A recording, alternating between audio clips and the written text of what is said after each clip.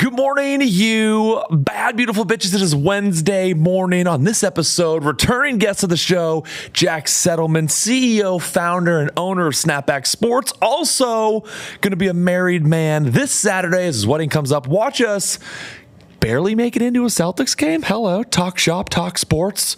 His first TD Garden experience ever was right here, all on the No Limits podcast. Hugs and kisses, gang. Love ya.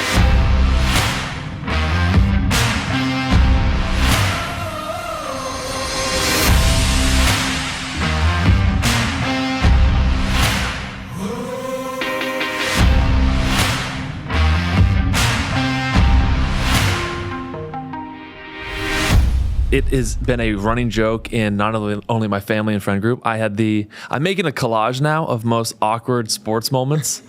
And the night you and I met was the Monday Night Football coin flip. Yeah. Where I went out, it was 4 of us and 3 of the Bears players. And I tried to handshake. Everyone got left hanging. The video I put up is like the rusty Titanic song in a flute, and just like, there's been a couple of, major sporting events that for some reason which makes for great content. I was just going to say, I did the first pitch at a Royals game.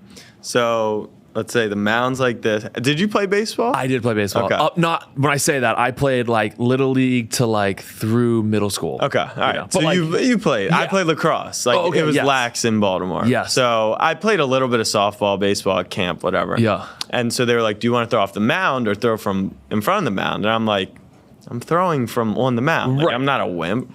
It's like a completely different experience because you step down off of it, throws off your timing. Oh. So here's home plate. My pitch literally hit the dugout over here. No way. It was so bad. It was like the 50 Cent throw. Literally. I joked if I was more famous that it would have gone more viral. Yeah. Thankfully, I'm not. But like you said, it makes for good content. It was so bad, people assumed I was trying to get content out. It was that level. You go back to grit. That was hilarious. Yeah. You're like, totally. Wasn't that great? Nailed that one. That is. Dude, we just did the most recent awkward one was we just did I never played soccer in my life, ever. We went to the Revs game. Okay. And they played against Messi, Miami. Yeah. And I did the halftime crossbar challenge where you get 5 balls from the penalty marker to hit the crossbar. Missed all of them. Were you close at that? Dude, I lucked out. The third one was probably 2 feet above. Okay. All right.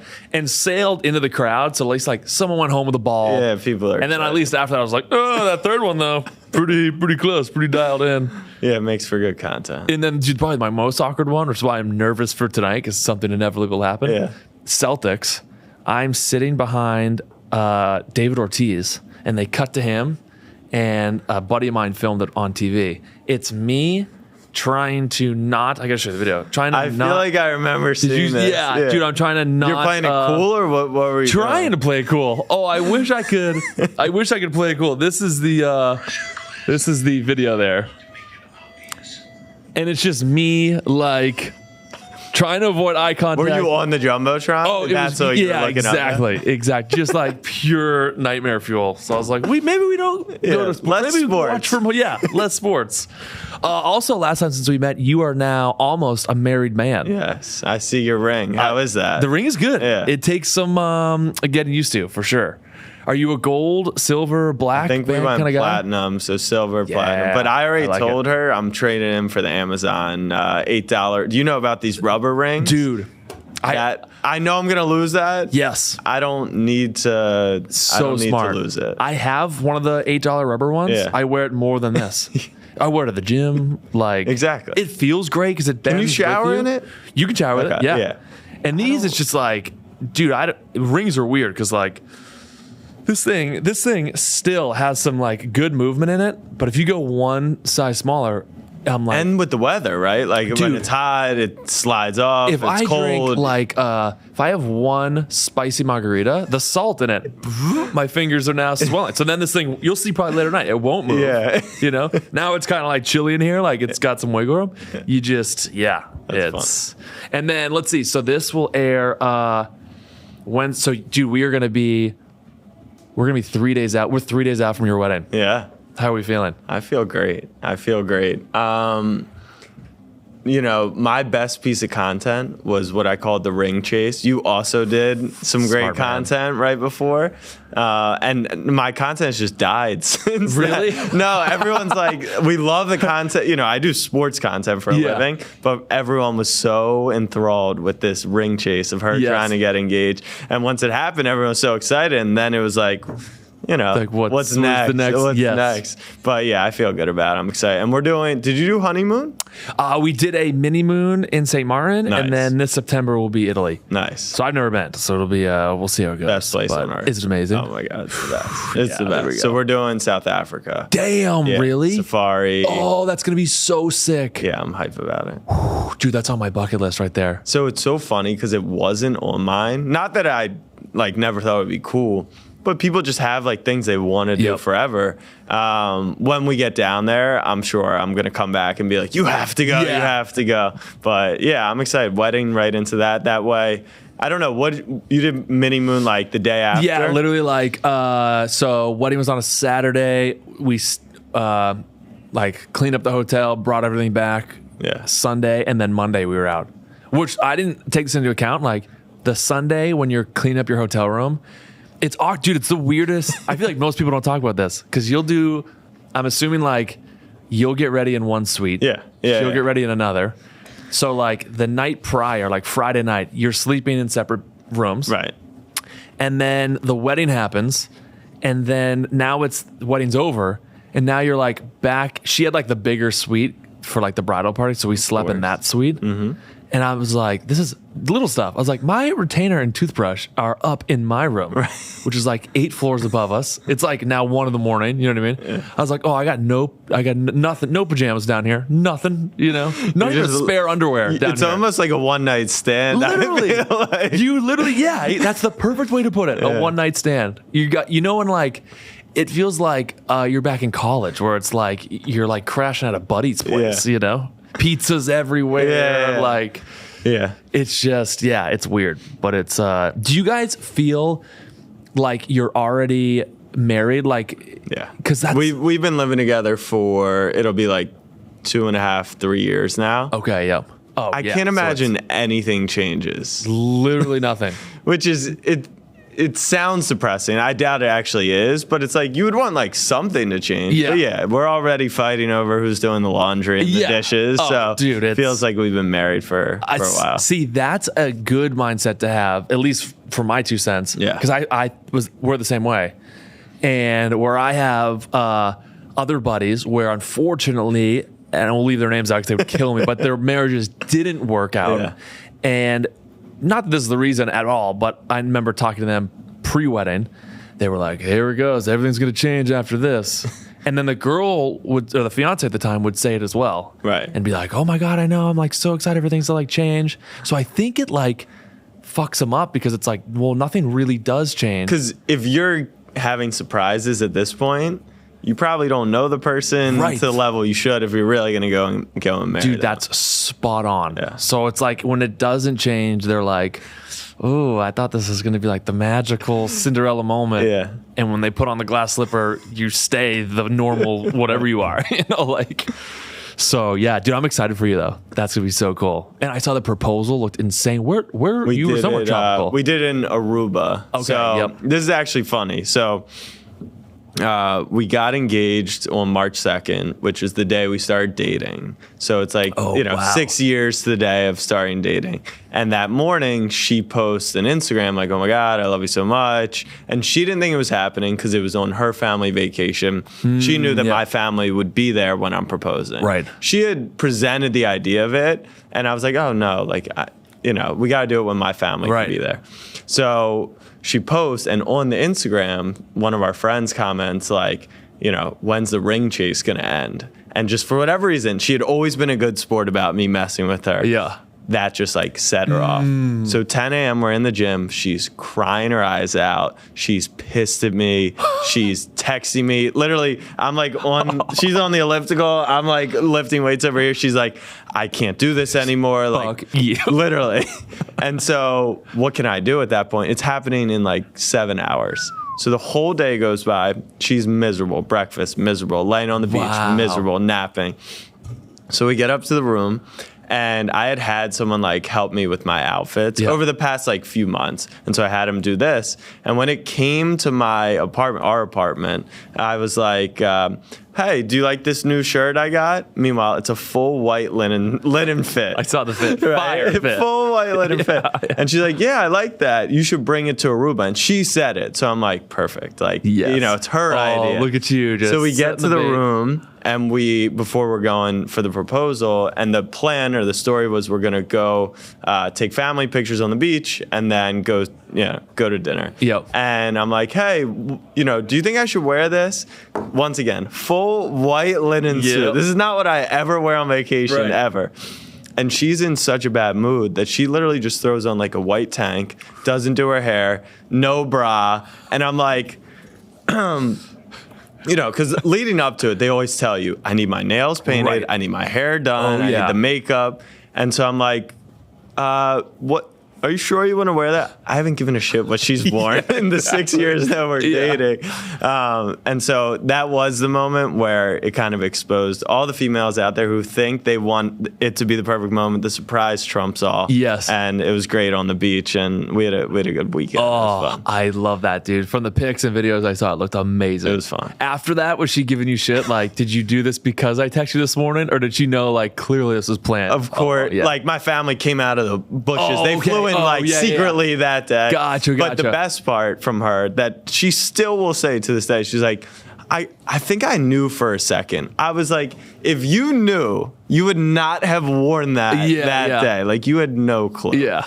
Dude, you know who I met in my travels actually shortly after you and I first got together? We teamed up in the MLB creator class. Nice. And met Jenna Bandy. Yes. SnapBack Sports talent, right? She's, we have her in SnapBack Sports agency. Oh, okay, let's go. SnapBack Sports media company, and then SnapBack agency, we rep other creators. There's obviously some crossover, but she's managed in our agency. Someone who never is awkward at a sports moment, because she is the best athlete I've ever seen.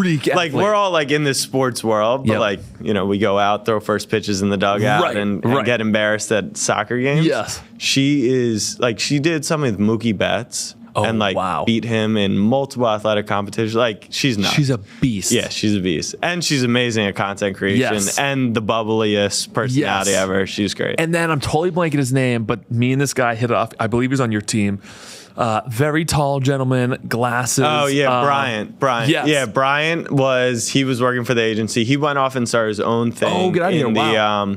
I want to say, like, not entertainment. There's like commentary YouTubers. Okay, yeah. I don't really know that world a ton, but yeah, it was so funny because all this hiring happened during COVID. Right. So when we're recording or when we're on Zoom, like, he's here. Right. And then you meet him the first time, it's like you're 6'10", sir. Like, what is... He's awkwardly tall. Yeah, I was like, damn. Dude, super nice kid. After talking to Jenna, I had no idea you had a agency arm of Snapback. Yeah. And then for those listening who might have missed episode 1, I think that was like, dude, that was early days of this whole podcast. I think it was like 2 years. Well, it might have been 2 years. It wasn't this past fall. It was the fall before. Right. So, yeah. Walk us through what SnapBack Sports is and what is the business. Yeah. So SnapBack sports media company, focused on building the next generation sports fan. So when we were growing up, how would you watch sports? You would watch like a pregame show, you'd watch the game, you'd watch a postgame show, maybe you'd watch like SportsCenter in the morning, top 10 plays. Nowadays, it's like Twitter on your phone, seeing what the athletes are posting on Instagram. What are Jason Tatum, what do you wear into the game? What's the social content that Deuce is in? It's just completely changed. People are betting on the game. They're buying sports cards. Right. There's so many cool factors that go into it. So we're trying to be where all those places are. Gotcha. While just creating content around that. So that's SnapBack Sports. And then the agency reps digital talent, like Gotcha. yourself Yep. in the sports vertical. Right. Oh, dude, I love that. Yeah. And you, just a little backstory too. I know we covered this in the first episode, but for those new listening now, you got your start on Snapchat. Yeah. Walk us through what was the career development like there, and then where did you find your niche, or were you just always a sports nut and you were like, because I know you come from the beverage space. Yeah, basically. I come from beer distribution, but Yep. we sold to the Orioles and Ravens, so that was always okay. like, it was crazy. We would be at games and I'm cheering and my dad's cheering, but my mom was running the business. Like if the Ravens won, that meant like more beer sales. Man. You know what I Yeah. mean? So that's how I got into sports business. And then on Snap, this was before, it was right as Instagram stories launched, but like vertical content wasn't a thing. Right. And I think I was like, I don't know, vertical is a great way to capture sports. It's also, I'm curious your take on this, it's the least toxic platform because it's one-to-one. So Right. no one wants to be in the Instagram comment section. Like they're like trying to be as toxic because they get likes. Right. There's no Dude, that's a behavior like great that call on out. Snapchat. Right. So the community that we've built has been really positive, which for people like us, right? Like that's what we want. Huge. You can go in here and be like, screw the Heat. Right. Like F Jimmy Butler, all that. But like that, I don't know, that's separate. We're still good people, Right. and like we can interact as humans outside of that. I feel like that's where Snap has been for us versus Instagram. It's just like, Dude, it can get ugly in there. That's such a good. It'd be interesting. Obviously, it would change the whole platform, but imagine if your comment section on Instagram or TikTok was, let's say I could comment on your video, Yeah. but only you would see it. Exactly. And I could go to that same video and all I could see was my comment. Yeah. Like, dude, the hate would stop. Think about like your DMs, how many are positive versus negative, Right. and then your comment section. Right. It's like way more Dude, negative. That is the greatest insight. I didn't even think of that because Snapchat, I feel like gets a bad rap of like, you'll see those one-off videos of like someone being like, it solicits, which I get, Yeah. But dude, that is such great insight where it is one-to-one. And so do we still get hate? Of course. Right. But it is, I only noticed, I think, because it was subconscious when people would always ask me, and we'd be in a room with creators, they're like, how do you deal with hate? Yeah. And I'm like, I don't really get a ton of hate. Like, I know how to deal with it. Like, you ignore it. You know that it's a projection of them. Right. And it has nothing to do with you. But I feel like you just get way less hate. And then now the hate messages I get are on Instagram or TikTok, like Twitter. I mean, people are just... Yep. They got Twitter fingers, And it's like, dude, at least on Instagram, we are the same. I get very little hate in our comment section on both Instagram, even like YouTube or YouTube Shorts comment section, very little. Yeah. Very little on TikTok as well. I've noticed, at least with Instagram, if there is any hate, you'll go to their profile and it's like zeros across the board. Like it's like barely a profile picture, 0 following, 0 followers. Yeah. And I'm like, this is clearly like a bot. What is your stance on the block button? Once again, we don't get a lot of hate. Yep. But dude, I'm like a huge blocker. Oh my God, yeah. I'll do it. This is something my wife had to get over because she would let, which I think the girl hate is way worse. Oh, it's nasty. Like the guy, imagine me or you coming out of our normal day-to-day activities to be like, on your latest, screw you, Jack. Like we like respectfully don't care enough about like. Exactly. If anything, I'm gonna comment being like, yeah, this is amazing. But for girls though, like, she's better now, but early days she would like internalize it big time, screenshot it, send it to her friends, texting groups, which then only like.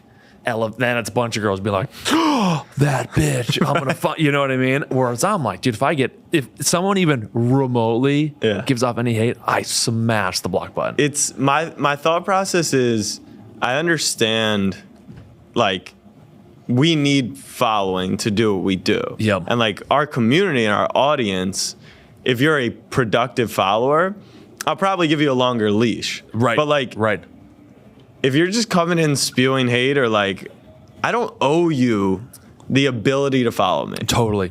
At all. So I just hit the block button sometimes. I feel like it's underutilized by people. I agree. Because I also think there's some creators who like, they just want engagement and they'd rather the engagement than block that engagement. 100%. I had a buddy who now has completely pivoted, but he has, let's let's see, like 1.4 on TikTok, and I think 300 or 400 on Instagram. Wow.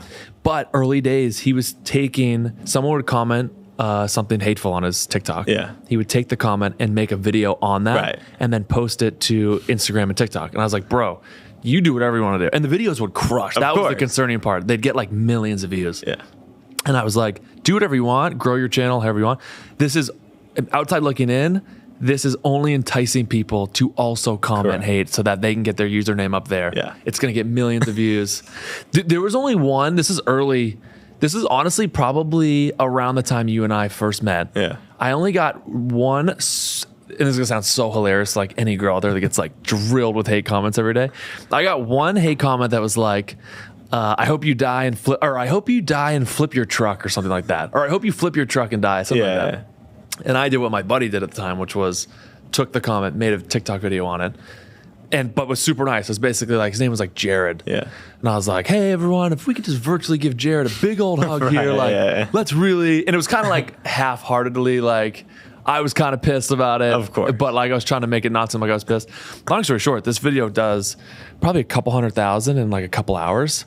And then I get DMs from Jared being like, can you take this video down? They found out he worked at like a Sear Lumber. Oh, yeah. And he's like, you take this video down. They found where I work and they're calling Sear Lumber on our public line. No.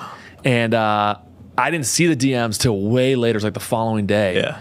And then I got another DM. I didn't reply or anything. I got another DM, kept the video up there. Got another DM saying, hey, I want to say I'm really sorry. This is Jared. He's like, I actually just got fired from my job at Sear Lumber.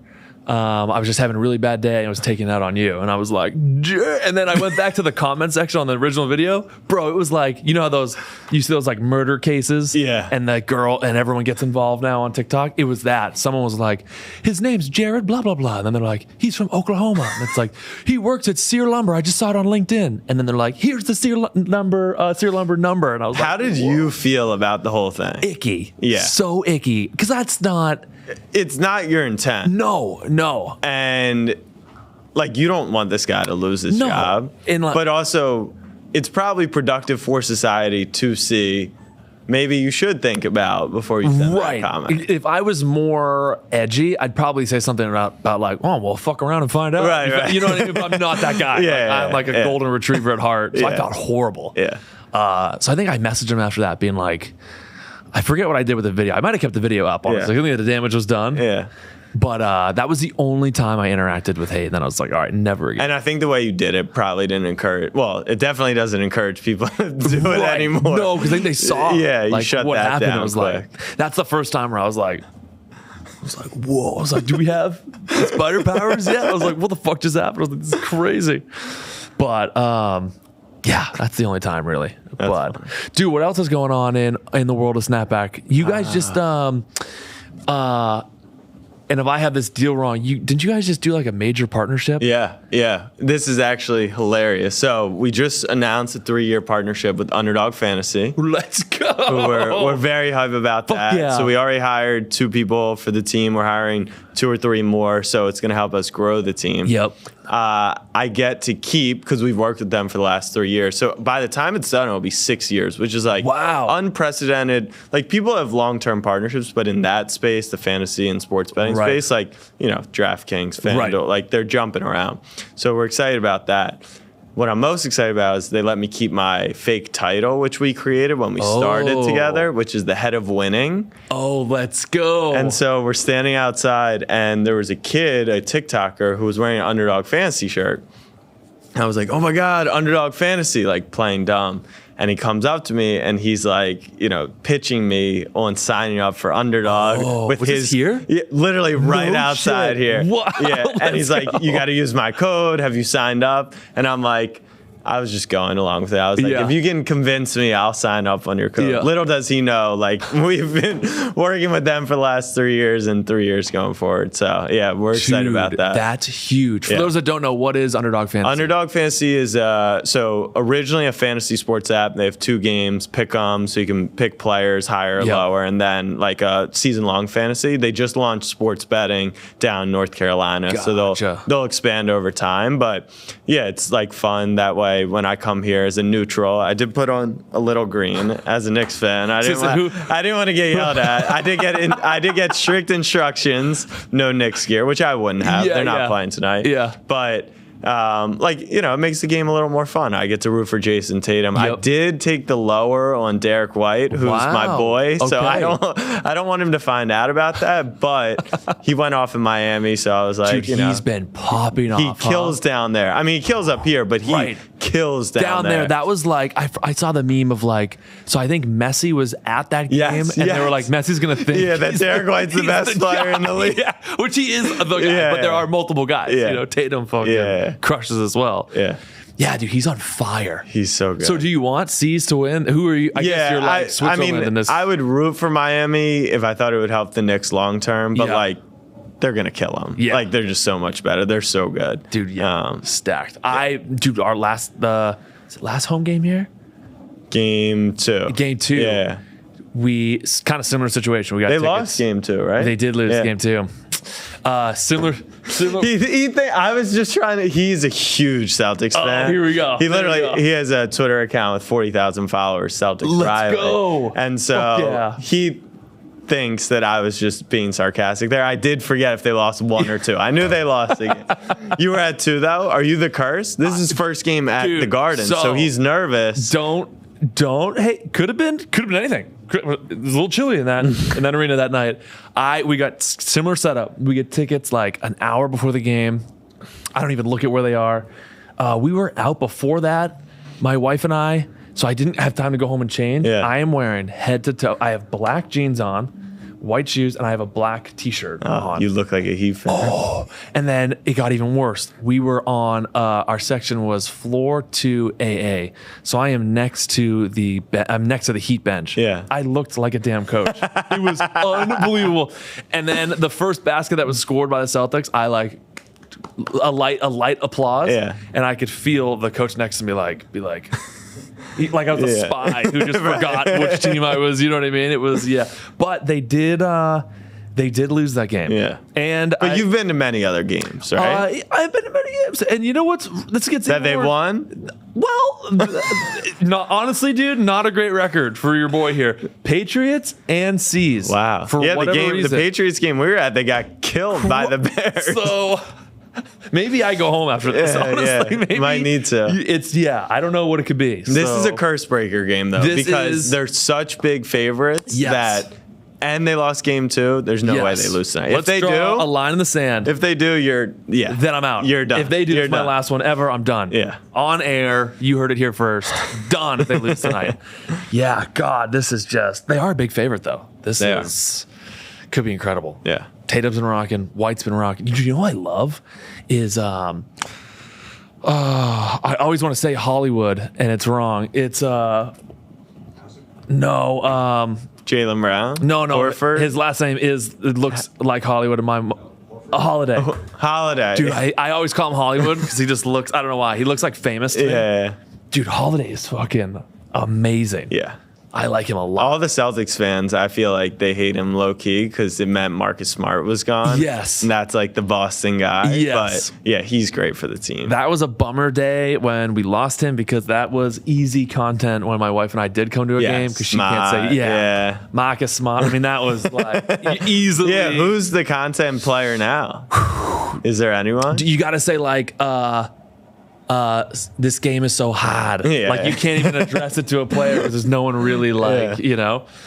But yeah, dude, we got robbed with bees last year. Yeah, set a record for most wins, and then first round of the playoffs they collapsed. Yeah, and then same with the Celtics, kind of choked there. Yeah. So we'll see. We'll see what happens. But we'll see. Yeah, God. If someone is interested in joining the Snapback community, whether it's on the employment side or as a talent, do you guys take in new talent? Yeah. Oh, so SnapBack Sports is actually hiring right now. Oh, get out of here. If we're hiring a social media position, so managing social accounts, a video editor, but also we want more like characters in our story. So like think Barstool Sports. Like we're kind of a slightly less edgy version of them, but we want to have personalities. And we obviously would love if you've already established your personality, but I also think there's like something about the kid who just needs a chance and needs added distribution and resources and is just like super talented. So yeah, that we have jobs listed on LinkedIn. Oh, let's go. I don't get many hate messages, therefore I read a lot of my DMs. So I see messages. My stuff's at Jack Settleman and then at SnapBack Sports. You can find us on social. Fuck yeah, dude, it's so cool. And maybe similar with you too. Of the people I meet in my journey here, I feel like Gandalf the Great has done this big. You quickly find out like kind of who you really fuck with, and then you're like, oh, like it's a shame because they could be great, but they just don't understand how this. I guess how to be a team player is how the best way to put it. And when I first met you, I was like, that guy fucking gets it. And it's so. When we first met 2 years ago, it was you and your brother. Yeah. And did you have a staff as you do now? Like we had one. I would say that season we probably had one video editor, and then Alex, who runs the agency, was helping us out. Like he connected with Chiz and them. But now, we've doubled since then. We got 8 people, and we'll be 10 or 11 in the next few months. Dude, it's crazy. I love it. How do you? This is like a selfish question for me, business wise. Yeah, I'm always. So we have like, Georgina's the agent, Milan project manager. Yep. We have Hurley back here, Pete Summers, and that goes by as our producer. We have Mel, who's our editor. Okay. I'm always playing the game of when do you know it's time to hire, I guess is the question I'm really, like, when do I, the business is growing, the Kevin Cooney LLC and brand is growing and growing. Yep. And that kind of gets like I feel like the dragon in Shrek, where you just like to sit on your gold. But I need to be better at taking said gold and allocating 100% back into the business. And you know what I think's unique about that question, especially with us, is like I'm getting married, and then there's a conversation about family. Right. So there's also the weight of like, how much am I, making sure that I can build that while also reinvesting. So we essentially came up with a number. We said, all right, we're going to set this aside, and then we're going to reinvest X amount into the business. Gotcha. And then it's a comfort level of like, all right, do you want to run right up to the margin? Meaning like, if we make $100 this year, we're spending $100 on staff and content and all that. Or do you still want to, make $20 off of that? Right. So we'll probably run with like a 20-30% margin. Okay. But that it really is a risk profile thing. Like I'm a gambler. Right. Like I'll run pretty close. I'll run tight, knowing that I'm not being reckless. I have savings and stuff like that. But how do you know? It's because when you're building your brand and your person, it's like you're also spending 20 hours a week on accounting and hiring and all this stuff. And so like the best hire I've ever made literally happened a week ago. No offense to Riley. He was the original best hire. Still my favorite. Yeah. But we hired a head of ops, and he's just like removed 20 hours of work a week from me. And now I get to spend it on either more important things or stuff I'm more passionate about. So like, at your core, phenomenal. What are you? You're a content creator, and you're a personality, and you're entertaining as hell. And it's like, if you didn't spend 20 hours a week also working back and forth with the brands and like just working on your own stuff, it's like, I think of it almost as like we're actors now, right? Yes. And like, those guys they're not doing their taxes. Right. No, 100%. They also get paid probably $50 million a year to be in a movie. We're not quite there yet. But yeah, if you can kind of find a couple extra dollars and start to hire away some of your problems. Idea. Do you find that this is my next thing now with that? Yeah. I'll put pieces together and delegate. Yeah. And then I'll be like, wow, look at me. Like my plate's a little more clean. And then maybe this is just how the universe works. Yeah. My clean plate, because I delegated, and I'm like, what the fuck just happened? And then I'm like, wait, how did I do the old stuff plus where did the more food come in? You know what I mean? That is the growth, right? Yeah, like I ran all our social. And so Riley, who now runs all our social, I figured it would open up more time. But what that allowed me to do was expand into more social or more opportunities, and that's why that plate gets a little dirtier. Gotcha. But I agree with you. It's like, it's also scary because once you go forward, it's like, wow, I'm really carrying, like so many. We're doing so much more now. But yeah, it is funny that you say that because the work never ends. It never ends. It never ends. That's why I love jamming with someone like you, and you were someone I knew early days was like building your company correctly, and who just gets it. That's the key word. Yeah. Like keywords, but I want to put it in the hiring process and in an interview. I literally want to be like, do you get it? Right. And if you don't know the answer or what that means, it's like, all right, on to the next. I don't think that you can ask that question, but when someone gets it. Yeah. Like it's very obvious. Dude, I kid you not, my phone call this morning was with a creator. We'll leave his or her name out of it. Yeah. Calls me and goes, I'm struggling getting more. It's Q2 now. Yeah. They're struggling to get deals. And they're like, I see your deal flow. What can I do? Yeah. So I was just asking, I was like, do you want me to maybe send me your media kit? All right. I'll take a look at that. Maybe that needs some adjusting. Verbatim goes, wait, what's a media kit? Yeah. I go, okay, so there. I think we found our solution. Yeah. But I think that there's a little bit of just lack of education because this world's new. Like people, like a young creator really might not know, which is why I think what you're doing is so important because you're just being transparent and sharing stories, right? But it's the guy or girl that will call you, not know what it is. You'll educate them on it. Right. And then they won't do anything about it. Those are the ones I'm like, all right, probably not a fit for us. If they go out and do it, and even the fact that they're having that conversation is probably a good sign. But there's also a lot of them that are like, hey, my deal flow sucks. Do you have deals for me? Right. It's exactly it. You got to be able to filter through those. Dude, so excited for this partnership for you. So this is going to be a 3-year deal? 3-year deal.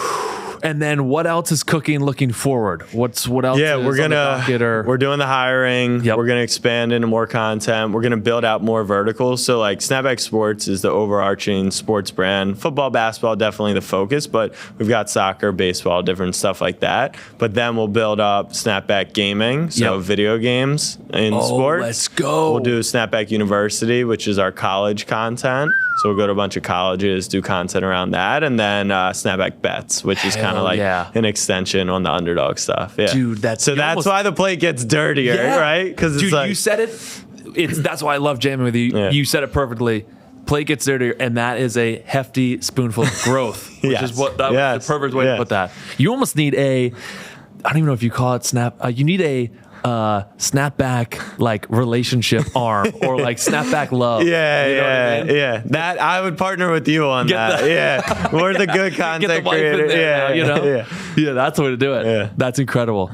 Well, dude, I want to plug you up. Where can everyone find you on social? Yeah. Also, we didn't even touch on. We touched on this last time, I guess, too. But biggest. Do you still hold the title of biggest sports creator on Snapback on Snapchat? Yeah. Let's go. That's what I'm talking about. That's our platform. That's why I hype it up. Yeah, hell yeah. It's a good one. I love Snap. I was late to the game on Snap. But you've done well. You've done well on Snap. I've seen your stuff. Yeah, hell and you've actually gotten to posting, which that actually is, it's a conversation for a later time, but like how many platforms should a creator be on? Because you went so hard on TikTok to start, and then Instagram is kind of the same. But even the difference between Instagram and TikTok, like subtle differences in the captions and the fonts and all of that, and you can't just spam across platforms. And like for your content to travel across that YouTube Shorts, it's like it's impressive. And what's funny is like as you're saying that, in the back of my mind, I'm like, ooh. It's me taking a video on TikTok, filmed for TikTok, stripping it, putting it to Reels, put it to Shorts, and then I use this app called VSplit. Okay. Where let's say it's a 60-second video, that same TikTok video, I put it in there, and I'll have a break every like 4 seconds, and then I upload each one of those to Snap. To Snap, yeah. And I know consciously I need to get better just like on Snap, physically. Which is so your personality too. Right. It's just when you're not, I go through phases with the platforms too. Like some weeks I just won't tweet that much. And then I'm tweeting like a million times a day. Same thing with Snap. I'm posting my entire life. And then sometimes I'm like, all right, a little privacy. Yeah. You know, it's not terrible. Do you have a like goal per day you set of like, okay, I need 40 snaps? Our monetization on Snap is not anything serious. Okay, we monetize from our brand partners, and it's nice spending money and stuff like that. Totally. But like, if you're a true Snap creator that's just making money off the beta program or the ad program, you got to be posting like 200 times a day. You got to do the clickbait at the end. Like, it's more brand building for me than it is like just making money off that. Dude, stuff. 100%. I'm seeing too on YouTube and Snap, which makes sense because it's the bummer of like you got to get people to click. But everything is like doom and gloom. Worst mistake I ever made. Housing market crash. World War III. And it's like I get it. It is a bummer. I think we will get in the short form world. You need to do that. We've been making a lot of long form YouTube stuff, podcasting, stuff like that. If you can get people in, they'll hang out for 10, 20, 45 minutes. Right. And you don't have to be so hypersensitive with the headline material. So, Hell yeah. Dude, so excited for your growth. So excited for your wedding. This is, oh my God. Excited for your honeymoon. The growth with you and all things Snapback. Phenomenal. Appreciate it. Phenomenal. Always fun to hang. Yeah, let's go watch a basketball game. Hell yeah. We can get some tickets. Huh? yeah, exactly. Thank you, dude. Thank you so much for coming on.